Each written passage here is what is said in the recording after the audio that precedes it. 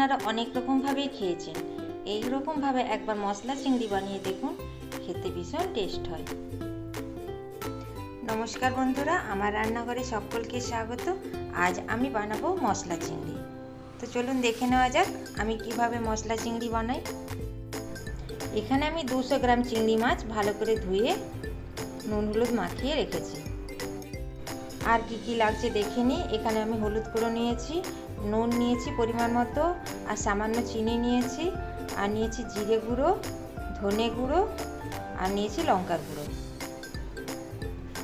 আর এখানে আমি 4টে কাজু বাদাম, আধখানা টমেটো আর একটি শুকনো লঙ্কা বেটে নিয়েছি।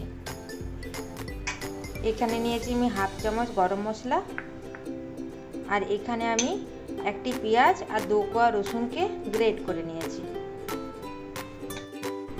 এখানে আমি কড়াইয়ে 2 চামচ সর্ষের তেল গরম করতে দিয়েছি। তেল গরম হলে আমি চিংড়ি মাছগুলো দিয়ে 2 পিঠ ভালোভাবে ভেজে উঠিয়ে নেব।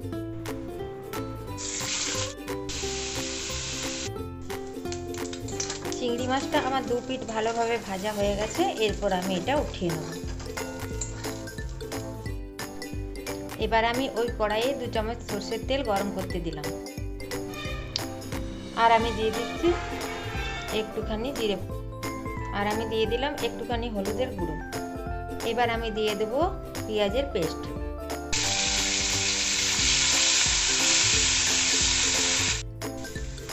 পেঁয়াজের পেস্টটা একটুখানি ভাজা হয়ে যাওয়ার পর আমি কাজু বাদামের পেস্টটা দিই আর গুঁড়ো মশলাগুলো দিয়ে দিলাম।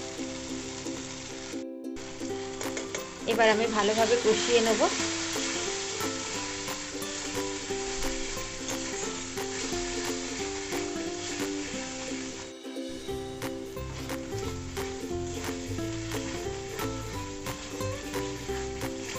বেশ কিছুক্ষণ মশলাটা কষিয়ে নেবার পর এবার আমি জল দিয়ে দেব।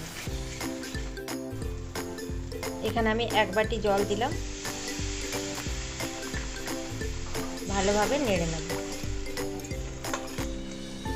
এরপর আমি 2 মিনিট এটা ফুটতে দেব। 2 মিনিট আমার ফুটে গেছে। এরপর আমি ভেজে রাখা মাছগুলো এর মধ্যে দিয়ে দেব। ভালোভাবে নাড়াচাড়া করে নেব।